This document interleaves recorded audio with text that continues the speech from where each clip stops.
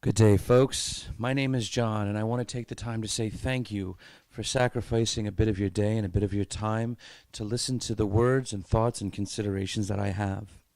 It is indeed a humbling honor. And when I say humbling honor, I say that to you with the utmost humility.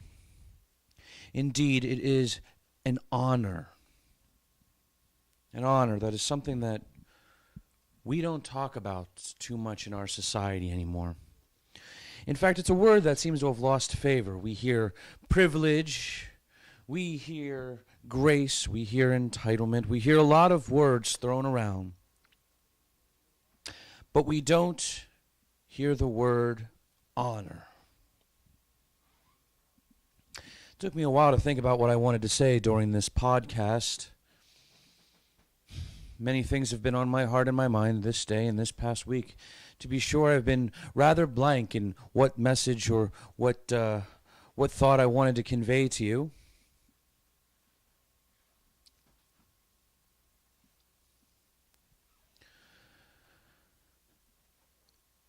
You should know a few things about me. You should know a little bit about who is speaking to you. And you should know a little bit about where I come from, what I'm all about. You should first know that I am a terrible man. I have committed terrible acts and terrible deeds. I have betrayed many people. Most importantly, my wife. I come from a background that you could say is comfortable. I've had the luxury and the privilege of many things. I'm not wealthy by any stretch of the imagination, but I'm not starving either. My father, he was a good man who taught me how to think. He taught me to pursue truth, knowledge, and wisdom. When I was young, he gave me a Bible and he said, "Here, read this. Read this." In a lot of cases, you could say that I was raised very much so to be anti-Catholic. Oh, I can sit down and tell you left and right about how those terrible Roman Catholics ruined everything. This is how I was raised. My father and mother both were raised in the city, and they were raised with that Roman Catholic city Catholicism after Vatican II. And this is what I know, and this is what I was raised with. I was raised in a very tough household sometimes. Sometimes it was just me and my father. My father who gave me my first Bible. And my father and I would argue. Now, I have been told by others that when my father and I argued, that it was not like how a lot of fathers and sons argue. See, my father was a captain for an airline. And as a captain, most people don't realize this, that you are always right. Now, how do you argue against someone who is always right? They are paid to be always right. They are paid very well to be always right because the stress involved of being always right when you have people's lives in your hand at any given time is great. And so I was raised in a household with a man who was always right, and it drove away his marriage, drove away friends. In some cases, it drove me away, though circumstances warranted me sticking around, and it was difficult. So I cannot compare my upbringing as being unique. I can only say that some people have mentioned to me that it was a little bit abnormal. But I will tell you how it was, and you can decide for yourself if you can relate. For you see, when fathers and sons argue, which they do, as they ought do,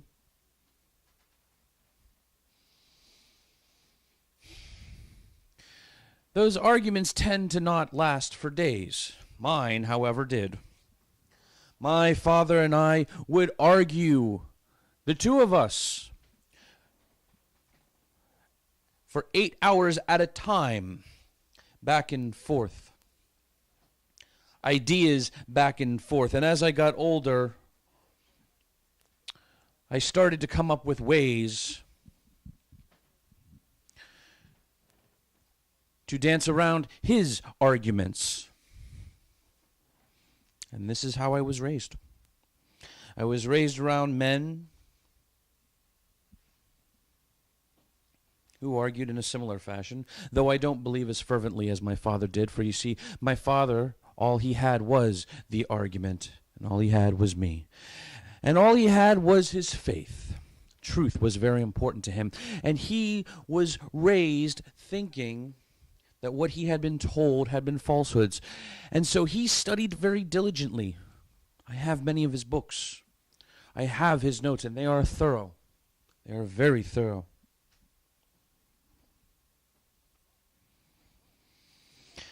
My wife has struggled with this way about me of arguing. I have been told that I am decidedly detached from an argument, and oftentimes I am.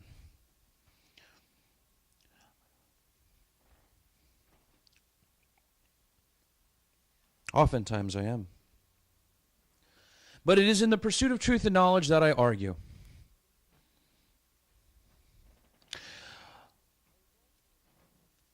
I was also raised with an interesting sense of entitlement, though not intentionally. Not intentionally. It was an unfortunate consequence of the environment in which I was raised in. I admit to it. I admit to it. I am guilty. I am guilty of many things. Lustful, adulterous. Easily, I admit to these things. I am guilty.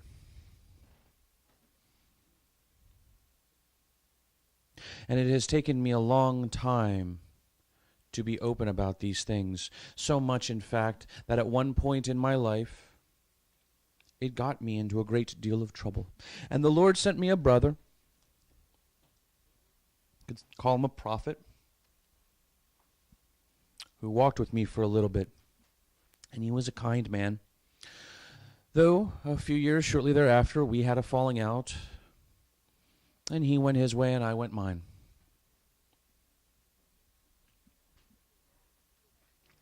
I grew up with a bug up my backside against the church. Now, if people want to say that the Catholics, as my father said, have done this and that, I say too, let us look at what we have done.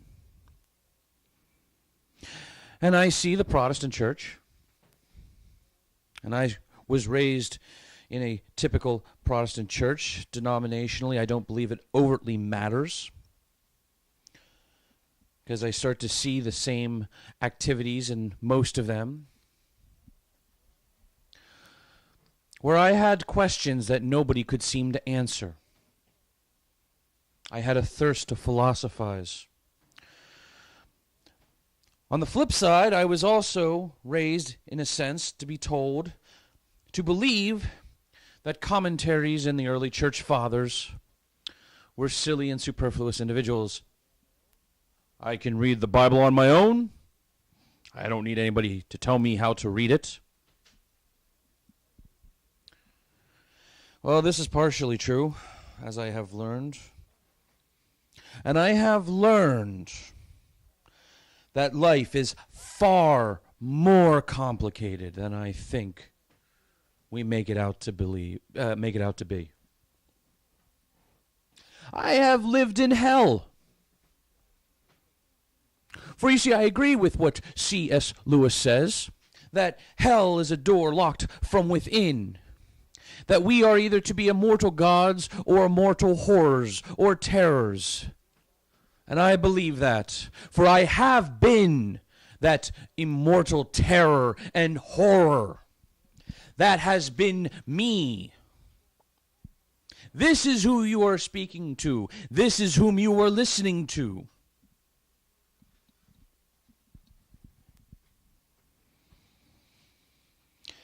As I get older, I look back on the path that I have left behind me, and I see the people that I have hurt. Do I want to point fingers to anybody? No, because I point the finger to myself. I will not apologize for the privileges and the graces and the luxuries.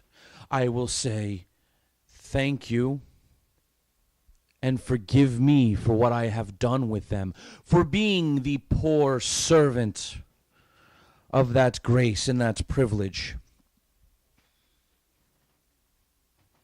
This is who I am.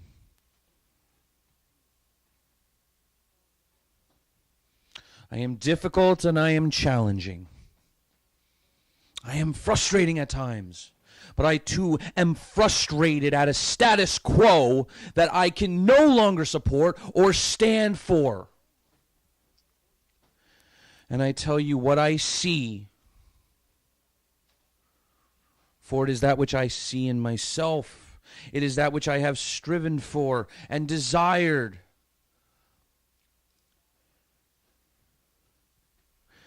For you see, life is complicated. Life is messy.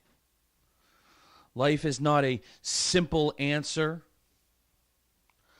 Life is not a lucky dip into the Bible, spout off a verse, and so be it. Life hurts. And I have caused a great deal of it. I said that I have lived in hell. I have. I have wrapped myself in the cold darkness of the night. I have danced with that devil at the pale moonlight. I have.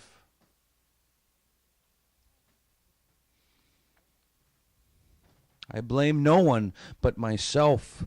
I have dishonored the Lord.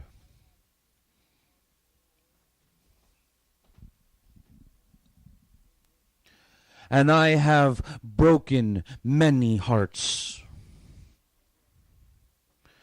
And my brother, my prophet, said to me, he explained a mystery to me, that the first heartbreaks will be your own. Oh, I didn't understand this. For if I speak in metaphor, I will say that my brother spoke in metaphors that would make your head swim. And he was difficult to ingest. He was. And I love him nonetheless, though we parted ways. But he was difficult at times. And as I get older, I realize the weight of the sin that I have committed. Pick up your cross and bear it.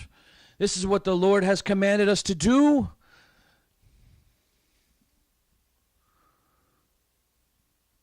For now that I start to understand, have started to understand many years ago, just starting, that my heart is the first one that breaks. After the Lord's, of course. Because, you see, I know the wages of my sin. I know the damning pill that it is to swallow. Because I have been there and I have done it. And my heart breaks. Because I do not deserve the grace and compassion and mercy that I have been given.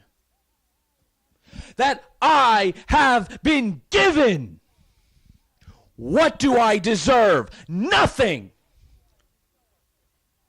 I deserve nothing. I am entitled to nothing, and yet I have been given everything. I am the one who put the Messiah, the Lord, on the cross, and I am the one who nailed him to it. Why?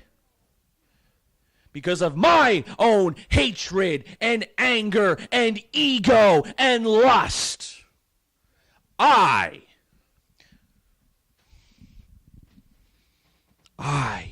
Me. Now you might say, why beat yourself up over this? I'm not. I am not beating myself up over this. I am looking at the result of a lifetime. And I am the harlot sitting by the Messiah at the well. And he looks at me. And he says, nor do I condemn you. Go out and sin no more.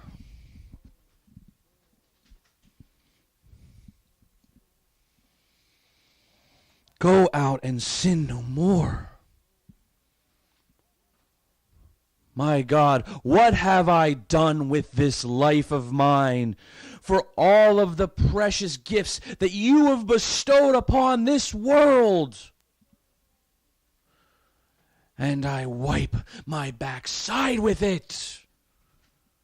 I don't deserve you, Father, but yet you say, my grace is sufficient for you. Go out and sin no more.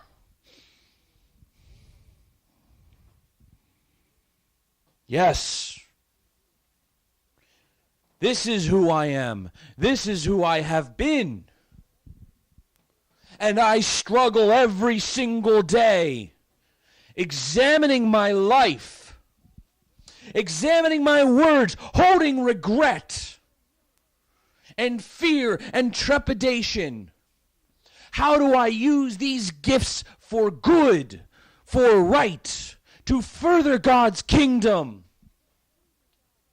I'm not perfect,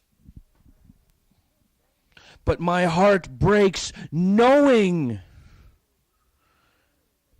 that the wages of sin are death. And I see a church that wants to change the nature of sin. I see a church. And when I say church, I mean everyone who bends their knee to the Lord, who calls Jesus Master. We have to be accountable to each other across the board. None of this interdenominational nonsense. The Catholic is as much as my brother and sister, as the Methodist, as the Episcopalian, as the Baptist, as the Lutheran, as the Coptic, as the Eastern Orthodox. We are all brothers in Christ, and we are all to be accountable towards one another. If my hand causes me to sin, this affects the rest of my body.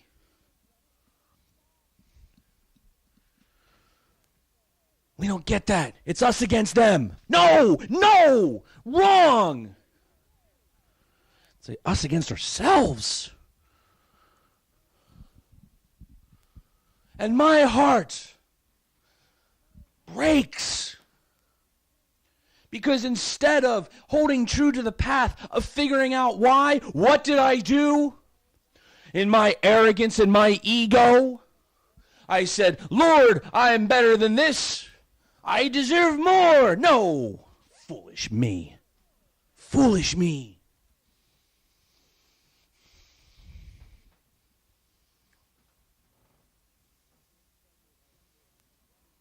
When I stumbled, I had brothers come to me and said, let me help you. Thank you.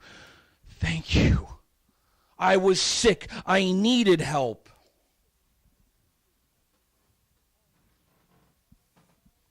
But all is not well.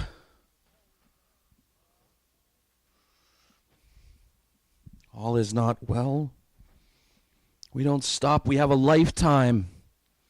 The race will be over when we put ourselves in, when we are put into the grave and our souls go home.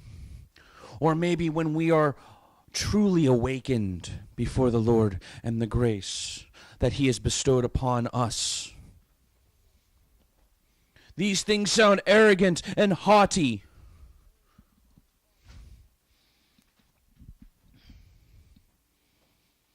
But the true humility is knowing, is to be able to look at yourself in the mirror and have your heart break and say, these ways are not the ways of the righteous. These are not the way. In my way. I can't expect you all to understand what I'm saying. I can't expect you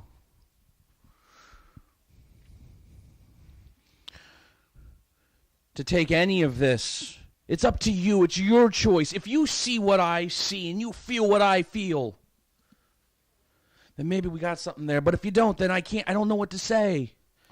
I'm not forcing anybody to do anything. But I can tell you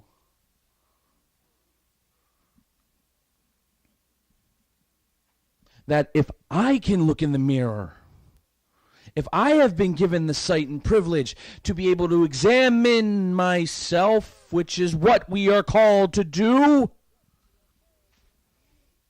and we are given the grace and the option to know what is sinful, then we got to go do it. I can't force you to do it. I wish to honor the Lord, to bend my knee to Him.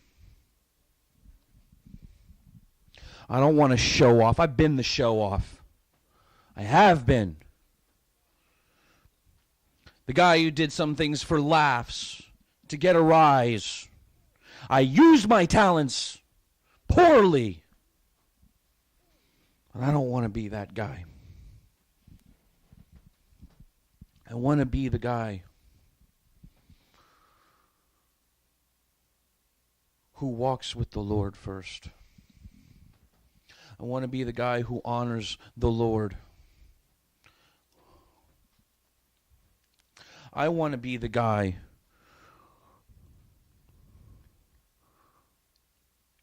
who sits in the back, bends his knee, because I don't want to be up front. I don't like being up front. I want to be in the back. I don't deserve to be there, but I know that I am graced with the privilege to do so. Most of what I say is personal reflection of who I am, the faults within myself. Yes, it is a towed line to be able to say, look at all that I'm doing. No, don't look at all that I am doing. Look within yourselves and ask yourselves the questions. Examine your own hearts. I am guilty. I am guilty.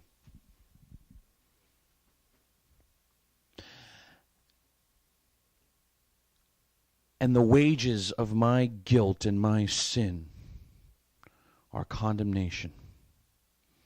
I have been many places. I have done many terrible things. I have been in the us against them argument. I've been in the throwing stones at that other church argument. I got my Bible, let me just throw it at you. This is not the way. This is not the way.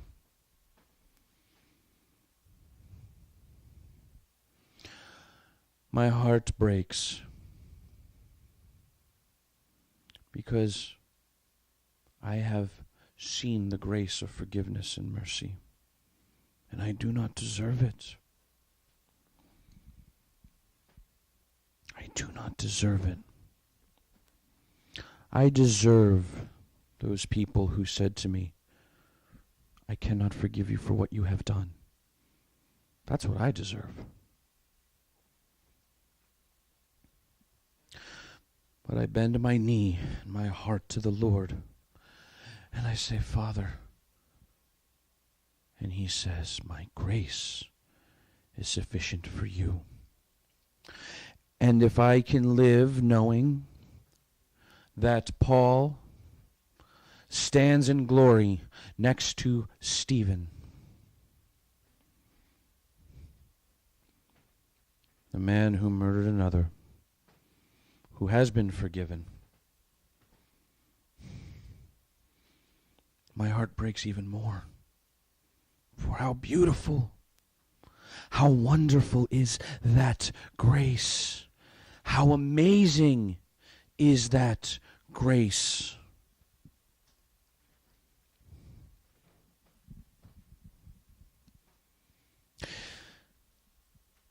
Thank you for listening to my confession, my sorrow. It has been a privilege and an honor,